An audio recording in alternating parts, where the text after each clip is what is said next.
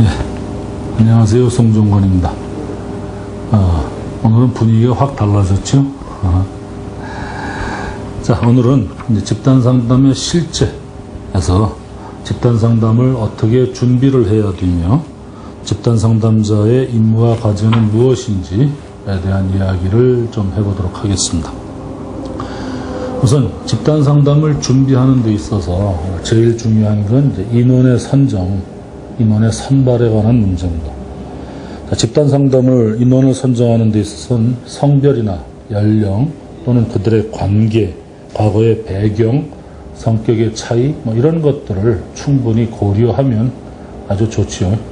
물론 이제 우리나라 집단상담의 현실은 그러한 것들을 고려해야 할 만큼 이렇게 집단상담에 충분히 참여하는 사람이 많거나 그러진 못합니다. 그래서 집단상담을 실시하는 사람들도 그저 그냥 신청만 하면 거의 모든 사람들을 받고는 하는데, 그래도 신청할 때, 개인 상담할 때 사전 면접을 하듯이 집단상담의 경우도 우선 내담자들을 미리 파악하는 면에서 성별이라든지 아니면 성별의 구성비, 그들의 과거의 배경, 또 지금 현재 하고 있는 일, 나이, 이런 것들은 상당히 중요한 의미를 가졌다라는 겁니다.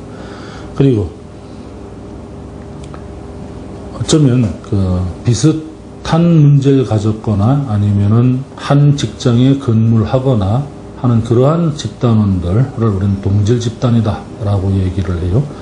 그 다음에 그것과 관계없는 전혀 다른 특성을 가진 사람들의 모임의 집단을 우리는 이질 집단이다 라고 얘기를 하는데, 동질 집단은 동질 집단 나름대로, 이질 집단은 이질 집단 나름대로의 장점과 단점을 가지고 있습니다. 아까도 잠깐 얘기 드렸는데, 동질 집단의 경우는 비교적 출석률이 높고 참여 의지가 높고, 그 다음에 그것을 잘 집단을 진행하고 나면 그 뒤에 이루어지는 직무 만족도라든지 생산성 향상과 아주 직결되어지는 좋은 결과를 가져오게 됩니다. 그리고 그간에 이미 알아왔던 그런 충분한 기간 때문에 집단의 응집성 정도가 상당히 빨라지고 집단의 성숙의 정도가 상당히 빨라지는 경향성들이 있습니다. 그렇지만 그러한 관계가 이미 알고 있는데 뭘 하는 그런 마음 때문에 자칫 피상적인 알고 지나감, 이런 것으로 그치기 쉬운 그런 한계성도 가지고 있고요. 영속적인 행동 변화의 가능성이 좀 낮다 하는 제한점을 갖게 되기도 합니다. 이질 집단의 경우는 우선 서로가 어느 정도 화합을 하는데 시간이 많이 걸리죠. 화합을 하는데 시간이 많이 걸리고, 그 다음에 서로를 이해하는 과정에서 다양한 상호작용을 할 수 있다는 이점을 가지고 있고요. 그 다음에 지금 현재 나를 그동안 봐왔던 어떤 패턴에 의해서 봐왔던 그런 분들이 아니라 새로운 눈으로 바라보기 때문에 자기 자신을 조금 더 이해하는 데 많은 도움이 되기도 합니다. 그 다음에 좀 더 다양한 집단 상황 속에서 좀 더 다양한 대인 관계를 구성하고 이렇게 경험할 수 있기 때문에 현실 생활에 비슷한 어떤 현장 검증의 기회를 더 많이 갖게 됩니다. 근데 이제 어쨌든 동질 집단이냐 이질 집단이냐 하는 것은 나름대로의 장단점은 있을지언정 그것들도 다 하나의 집단을 구성할 때 고려해야 할 한 부분이다 라는 것, 그런 겁니다. 아까도 말씀드렸지만 집단에 적합하냐 안 적합하냐 하는 것들을 위해서 미리 스크린하는 작업으로 심리검사 등을 실시할 수도 있습니다. 물론 아까도 말씀드렸지만 우리나라에서는 아직은 그런 정도로 집단상담이 호황을 누린다거나 아주 영업이 잘 된다거나 수요자가 많다거나 하진 못하는 상황이기 때문에 그런 것들을 실시하는 곳은 없기는 합니다만은, 미국 같은 데에서는 집단상담에 참석하기 전에 꼭 개인 상담의 사전 면접을 하듯이 스크린하는 작업을 많이 하게 된다라는 겁니다. 그 그 다음에 집단의 크기 문제를 우리가 고려하지 않을 수가 없습니다. 집단의 크기를 결정하기 위해서는 집단이 어떤 목표를 가졌느냐, 내담자들은 어떤 특성을 가졌느냐, 내담자들에게 어떤 것들을 기대하느냐, 집단의 성숙도라든지 지도자의 경험, 집단의 유형, 이런 것들을 꼼꼼히 따져봐야 합니다. 그래서 집단의 적당한 크기가 몇 명인지는 학자에 따라 조금 얘기가 다릅니다만은 아주 적게는 4 내지 5명부터 15명 정도까지, 그래서 대략 가장 적합한 인원을 한 7명, 8명 정도에서 10명 정도 사이다라고 주장하는 학자들이 있습니다. 그래서 보통 10명 내외의 수준 정도가 보통이다. 근데 집단의 크기가 너무 작으면 그 집단의 역동이 다양하게 이루어지지 않는다는 제한점을 갖고 있고요. 집단의 크기가 크면 산만하고 그다음에 깊이 들어갈 수 없다라고 하는 그런 제한점을 갖기가 쉽죠. 그 집단의 크기가 작으면 한 개인이 갖게 되는 부담이라 그럴까? 집단 안에서 감당해야 할 부담이 크기 때문에 집단 원익이 상호작용을 하는데 좀 쉽지 않다라고 하는 제한점을 갖게 되고 오히려 비효율적이다라는 얘기입니다. 그런데 이제 내담자가 집단의 크기가 너무 커지면 상담자가 그 한 명 한 명에 대한 그 관심 어린 관찰이 아무래도 쉽지 않기 때문에 개인의 성숙이랄까 질 높은 피드백 같은 것들을 기대하기가 쉽지 않다. 그래서 집단의 크기를 정할 때에는 전체 집단의 목표라든지 진행해야 할 회기수라든지 집단의 빈도, 시간 이런 것들을 충분히 고려하고 집단의 구성원의 특성 같은 것들을 고려한 후에 결정하는 것이 대부분입니다. 자, 그 다음 모임의 빈도입니다. 모임의 빈도를 어떻게 할 것이냐, 일주일에 1회로 할 것이냐, 일주일에 2회로 할 것이냐, 이런 것들의 차이죠. 그래서 보통 일주일에 한 번씩 만나는 게 훈련이나 이런 모델에서는 많이 쓰는 방법이지만 아주 위급한 사항이거나 아니면 어떤 필요에 의해서는 일주일에 4-5번을 한꺼번에 만나는 방법도 하나의 방법이다라는 겁니다. 그래서 실제로 문제의 심각성이나 집단의 목표에 따라서 모임의 빈도는 증감시킬 수 있고 주위의 여건이나 일정에 의해서 좀 변화시킬 수 있는 어떤 여유가 있다라는 거죠. 그 다음에 모임의 시간과 전체 시간은 어떻게 하면 좋으냐라고 하는 겁니다. 보통 일주일에 한 번 정도 만나는 그런 집단의 경우는 1시간 내지 1시간 반 정도를 한 세션으로 합니다. 그래서 보통 한 세션 정도를 하는 집단도 있고 한 번 모일 때 2세션 정도, 즉 2시간에서 3시간 정도 하는 집단도 생각할 수 있습니다. 그런데 이제 보통 그 청소년의 경우는 1시간 내지 1시간 반을 넘지 않는 것이 좋고요. 또 아동의 경우는 40분 정도를 넘지 않는 것이 보통, 그래서 학교의 수업 시간과 일치시키는 것이 도움이 된다라는 겁니다. 그 다음에 물리적 장치라고 하는 것, 그 상담자는 집단 상담을 하기 전에 우선 외부 여건이라 그럴까, 환경이라 그럴까 하는 물리적 장치를 준비해야 할 필요성이 있는데, 대개 어떤 집단에 참여하기 위해서는 집단 참여에 신청서를 낸다든지 사전 준 검사를 받는다든지 사전 면담을 하는다든지 이런 것으로서 집단 참여에 대한 욕구 그리고 참여에 대한 관여 의지를 높이는 것이 보통 사용하는 방법입니다. 그리고 사전 준비를 하는 것은 그 내담자와의 충분한 연락을 제대로 하게끔 만든다든지 아니면 앞으로 어떤 방향으로 그 사람을 파악해 나갈 건가 하는 방향성을 설정하는데 아주 중요한 그 요소이기도 합니다. 그래서 그 사전 준비실은 집단 상담자의 개인 상담실이 될 수도 있고 상담기관의 접수실이 될 수도 있지만 필요에 의하면 따로 정할 수도 있는 게 그렇고요. 그래서 그 안에서는 보통 이제 면담을 할 수 있는 준비를 해놓는 것이 보통입니다. 자, 이런 것들은 보통 이제 집단 지도자들이 준비를 해야 된다면 집단 참여에 관한 집단원의 준비가 필요할 것 같아요. 그래서 집단원들은 집단에 참여할 때 집단 상담이 시작하기 전에 적극적으로 참여할 준비를 하는 것이 도움이 되겠다.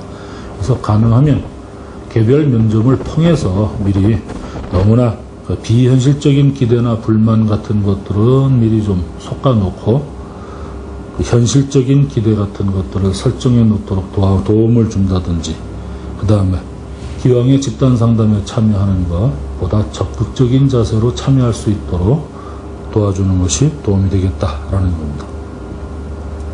그래서 사전 면담에서 집단 상담이 이루어진다는 것을 이제 얘기를 할 때에는 장소라든지 시간이라든지 간격, 전체 시간 또는 집단의 운영에 대한 지도자의 생각, 정보, 집단 과정에 대한 이야기, 이런 것들을 소상히 알려줘야 할 필요가 있다라는 겁니다. 그래서 집단 참여를 위해선 집단원이 미리 이런 것들을 준비해야 할 필요가 있고, 집단 상담자는 집단원들이 그러한 것들을 충분히 알 수 있도록 미리 유인물 같은 것들을 준비해 놓는 것이 바람직하겠다라는 겁니다. 자, 그 다음 이제는 집단 상담자의 임무와 과제는 어떤 게 있느냐라는 겁니다. 우선 집단 상담자는 집단을 구성하고 유지해야 할 임무가 있습니다. 그래서 상담자의 집단원에 도움이 되기 위한 역할로서는 첫째, 집단원과의 관계가 순수성과 긍정적인 관심을 유지하도록 도와주는 것이다. 그 다음에 공감적 이해 표현을 위한 집단 장면에서 실천하는 것이다. 그 다음에 집단 유지를 위해 적합한 장소를 마련하고 집단의 지속기간, 매회 모임의 지속시간을 결정하고 집단 크기에 대한 방침을 수립하는 것이다 라는 걸 생각할 수 있습니다. 자, 그래서 상담자가 먼저 이제 오리엔테이션을 통해서도 충분히 알려주겠지만 그 이전에 참여를 결정하기 이전에 이러한 것들을 해놓을 역할이 필요하다. 그 다음에 집단 구성 후에 탈락을 막기 위한 상담자의 노력이 필요하다라는 겁니다. 그래서 집단 상담자는 어쩌면 문지기의 역할을 해야 할 필요가 있다라는 거죠. 집단 상담에 참여하는 사람한테 문을 열었듯이 집단 상담에서 중도 탈락하려고 하는 사람들을 막는다든지 붙잡아두는 어떤 효율적인 방법을 생각해야 할 필요가 있다라는 겁니다. 물론 집단 상담에는 참여도 본인의 자유고 의지고 중간에 그만두는 것도 내담자 스스로의 선택이다 라고 하지만 그런 것들이 꼭 그 방법밖에 없느냐, 또 다른 방법은 없겠는가, 기왕이면 보다 더 성숙한 선택을, 결정을 내릴 수 있도록 도와줄 수 있는 것, 그것이 바로 집단 상담자가 해야 할 일이다 라는 겁니다. 그 다음 집단원들의 수준에 맞는 적절한 분석적 해석과 기법을 사용해야 한다라는 거죠. 자, 아까도 말씀드렸지만 집단 상담은 초등학교 한 3, 4학년 때쯤부터 대상으로 시작을 하고요. 성인들, 노인들까지 실시 대상에 포함됩니다. 그런데 그러한 대상들 특성에 맞는 설명과 해석이 필요하겠다라는 거죠. 그 다음 집단 내 상호관계와 전체 집단의 흐름 등을 바람직한 방향으로 촉진해야 할 필요가 있다. 이게 바로 상담자가 노력해야 할 부분이다 라는 거죠. 보통의 집단은 나름대로 목표를 갖게 됩니다. 그 목표를 향해서 제대로 가고 있는가, 효율적으로 진행되고 있는가, 이런 것에 대한 중간 점검 및 계속 지향성을 가져야 되겠다라는 겁니다. 그다음 집단 상담 낙오자의 발생 시 상담자의 노력이라고 하는 것이 있습니다. 자, 집단 상담의 낙오자는 여러 가지 이유로 낙오를 합니다. 물론 이제 아주 중요한 것은 그 가치관이라든지 주체에 대한 어떤 생각이라든지 집단 지도자와의 견해 차이라든지 이런 것들이 있을 수 있고, 또는 극히 개인적인 사정에 의해서 탈락하는 경우도 있을 겁니다. 그런데 극히 개인적인 경우를 차치하고는 나머지는 대부분 집단의 역동 안에서 어떻게 하면 탈락을 막을 수 있는가, 이런 것을 좀 생각을 해봐야 될 필요가 있다라는 거죠. 자, 어쩌면 그래서 더욱 집단 상담을 하는 데 있어서는 아주 외진 곳, 문명으로부터 멀리 떨어진 곳, 이런 곳을 선택하는 것이 더 도움이 될지도 모르겠다 싶습니다. 이전에 실제로 집단 상담을 하는데 한두 사람이 집단의 혼란 시기를 견디지 못하고 그만 나가겠다라고 생각하고 밤에 짐을 싸들고 나갔는데, 거기가 공주 옆에 벌곡이라는 아주 캄캄한 산중에 있었던 연수원이기 때문에 나가지도 못하고 도로 들어왔던 그런 경험들이 있었습니다. 그런 걸로 봤을 때 낙오자를 어떻게 할 거냐 하는 것도 중요하지만, 낙오자가 발생하기 이전에 미리 환경적 만든다든지 구성을 한다든지 하는 것도 중요한 시도가 되지 않을까 싶습니다. 그 다음에 집단 상담 시 상담자의 노력은 어떤 것들이 필요한가라는 거죠. 우선 상담 구성원들의 자극이나 긴장을 감소시켜라 라고 하는 겁니다. 자, 처음에 집단 상담에 들어오면 동질 집단의 경우가 아닌 이질 집단의 경우는 아는 사람 하나도 없는 공간에 자기 혼자 덜그머니 있는 그런 두려움, 외로움 같은 것들을 느끼게 됩니다. 자, 그럴 때 그러한 자극이나 긴장을 어떻게 하면 빨리 감소시키고 보다 더 친밀한 관계를 만들 수 있겠느냐, 이런 것들은 바로 상담자의 노력에 의해서 만들어질 수 있겠다 싶습니다. 그 다음, 자기 탐색 촉진을 위한 집단 풍토의 조성이다 라는 거죠.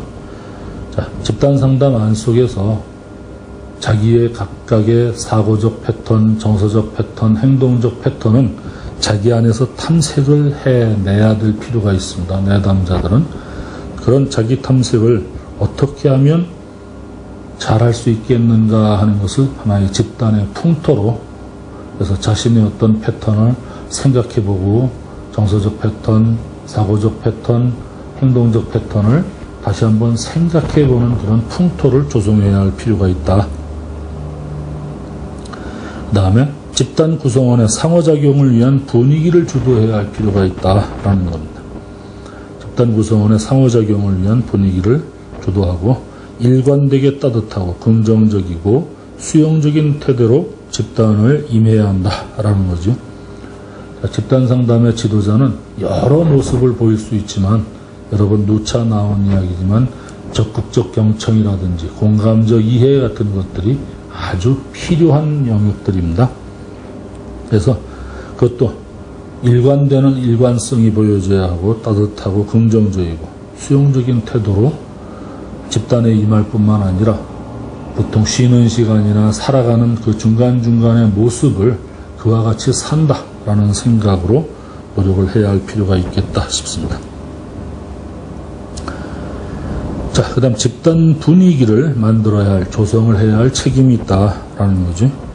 우선 집단 구성원들의 바람직한 행동 변화를 위해 스스로 적극적인 활동을 할 수 있도록 유도해야 한다. 자, 우선 모든 행동은 자기 스스로 선택하는 것이다 라고 하는 것을 아주 명료하게 인식시키고, 그래서 행동 변화를 위해서는 다른 사람이 노력을 해야 되는 것이 아니라 나 스스로가 그것도 아주 적극적으로 참여를 해야만 변할 수 있다라고 하는 것을, 이제 그런 분위기를 만든다라는 거죠. 그 다음에 표현의 정직성과 자발성이 존중되도록 유도한다. 가능하면 우리는 관계 안에서 표현을 어떻게 해야, 완곡하게 해야 관계를 해치지 않을까 하는 염려를 많이 하게 됩니다. 그러다 보면은 표현의 정직성이 점차 줄어들게 되고, 그것 때문에 상처를 주지 않게 하기 위해서 포장을 많이 하게 되지요. 그렇지만 집단을 제대로 분위기를 조성하기 위해서는 그 표현의 정직성과 자발성이 존중되어야 되겠다라는 겁니다. 그 다음에 집단 구성원들이 타인에 대한 긍정적인 수용, 적극적인 자기 공개가 일어나도록 유도해야 된다라는 겁니다. 자, 여러 번 이야기를 했지만 집단 상담은 지금 여기에서의 나의 느낌을 자기 공개를 통해서 진술함으로써 타인과 교류하고 타인을 더 이해하고 존중하게끔 되는 과정들입니다. 자, 그러니까 그 타인에 대한 긍정적 수용이나 적극적 자기 공개 이런 것들이 일어날 수 있도록 촉진시켜야 할 필요성이 있다라는 거죠. 다음, 보다 사실적인 자기 이해, 현재 행동 양식을 개선시키려는 열망이 있도록 해야 된다. 열망이 일도록 노력해야 된다라고 하는 거죠. 그 다음에 집단 규범의 설정 및 예시. 자, 집단 상담의 초기에는 집단원들의 언행이라든지 이런 것들을 적당한 규범을 수립하지 않으면 집단의 응집성에 피상적인 수준으로 그칠 가능성이 많다. 따라서 집단의 규범을 만들어야 될 필요가 있다라는 거죠. 만들어야 될 필요가 있다. 또 초기 단계에 설정된 규범들은 집단 과정에서 집단원들의 활동 기준 또는 안전핀으로서 오래도록 지속하게 된다. 라고 하는 겁니다. 그래서 집단 안에서 우리가 무엇을 더 조심해야 되고 유의해야 되는지, 집단 안에서 어떤 것들을 서로를 위해서 지켜줘야 하는지, 이런 것들에 대한 그 설정을 분명히 해야 할 필요가 있고, 그러한 내용으로 이제 예시를 했습니다. 자, 그럼 집단 상담자의 기본적 역할은 뭐냐라고 할 때, 우선 이제 제일 처음이 이제 강화자로서의 역할입니다. 강화자. 자, 강화자로서의 역할은 집단 상담 안에서 보여지는 내담자, 즉 집단원을 바라보면서 내담자의 자원을 가능하면 빠른 시간 내에 찾아서 활용할 수 있어야 된다라는 거죠. 자, 내담자의 자원이다라고 얘기를 했는데, 내담자의 자원에는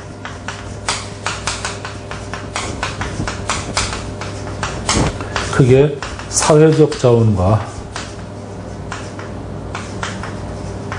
심리적 자원이 있습니다. 사회적 자원이라는 것은 내가 누군가에게 힘이 되어줄 수 있는 사람. 예를 들면 배고프다 그러면 밥을 사주고, 어떤 데 백이 필요하다 그러면 백이 돼줄 수 있는 사람, 이런 사람이 바로 사회적 자원입니다. 내가 우울하고 힘들 때 그냥 옆에만 있어도 좋은 사람, 그냥 옆에 앉으면 마음이 편안해지는 사람, 그 다음에 내가 찾아가면 한없이 위로해주고 인정해주고 존중해줄 만한 사람, 이런 사람들이 심리적 자원입니다. 내담자들은 자신들이 어렵다라고 호소하고 있지만 누구나 다 저 사회적 자원과 심리적 자원을 이미 가지고 있습니다. 자, 그런 것들을 찾아서 강화해 주는 것. 또는 내담자가 뭔가 잘 해보겠다라고 마음 먹었을 때, 또 잘한 행동을 했을 때 그것에 대해서 지지하거나 칭찬함으로써 강화해 줄 수 있는 사람, 이것이 바로 강화자로서의 역할입니다. 그 다음에 여러 차례 말씀드리지만 집단 상담자들은 자기가 선택한 접근법대로 살아내야 할 필요가 있습니다. 그래서 그런 것들을 살아낼 때, 제대로 살아낼 때 우리는 모델이 된다 또는 본보기가 된다라고 이야기를 할 수 있겠죠. 그래서 본보기가 되는 삶을 살아야 된다. 그래서 본보기로서의 역할이 필요하다라는 겁니다. 또 하나는 집단 규범의 형성을 위해서는 상담자는 어떤 일들을 수행해야 되느냐라는 거죠. 집단 상담의 규범의 형성을 위해서는 어떤 상담자의 과제가 필요한가. 그래서 우선 첫째는 자기 공개의 격려입니다. 누구나 집단원들이 자기를 공개하는데 처음에는 쉽지 않습니다. 그러한 것들을 격려하고 지지함으로써 자기 공개를 충분히 할 수 있도록 도와주는 것. 그래서 계속적인 지지와 격려가 필요하다는 것, 이런 것들이죠. 두 번째로 솔직하고 자연스러운 언행의 촉진. 그러니까 솔직하고 자연스러운 언행은 계속 촉진해야 된다. 이런 것들은 집단 규범상으로 해야 할 목록에 들어간다라는 거죠. 그 다음에 상호 이해적인 태도의 촉진. 자, 이것은 집단 구성원들의 상호 이해적인 태도를 유도하거나 촉진해야 할 필요가 있다. 이게 상담자의 과제다라고 하는 겁니다. 그 다음, 비생산적인 행동에 대한 개입. 자, 모든 것을 상담자에게 의존하는 구성원들의 태도가 발견될 때에는 그의 자율성과 자존심을 희생시키더라도 그러한 의존적 언행을 삭제, 제지하여야 한다. 라고 하는 거죠. 자, 내담자들이 이제 집단 안에서 의존적인 태도를 보인다거나 상담자에게 너무 기댄다거나 할 때 그러한 것들을 어떻게 하면 이제 그런 것들을 좀 억제하고 제지시킬 수 있느냐 하는 것을 노력을 해야 한다라는 겁니다. 그 다음에 지금 여기에서 직면시키기 하는 것은 지금과 여기의 상태에서 자신이 느낀 감정을 자유롭게 표현하도록 촉진해주고 지지해주는 것이 필요하다라고 하는 겁니다. 자, 그래서 집단을 준비를 하고 우리가 구성을 할 적에는 우선 집단의 크기, 집단의 장소, 집단의 인원, 이런 것들, 그 다음에 집단의 종류, 이런 것들을 충분히 고려해서 집단을 설계해야만 한다. 그리고 그렇게 집단이 설계되어지고 나면 집단 상담의 지도자로서의 임무와 과제를 충실히 잘 수행할 수 있어야 한다라고 하는 것에 대한 이야기를 드렸습니다. 자, 그럼 다음 시간에는 집단 상담의 과정과 그 다음에 그 단계에 대해서 역동 이런 것에 대한 이야기를 좀 드리도록 하겠습니다. 네, 수고하셨습니다.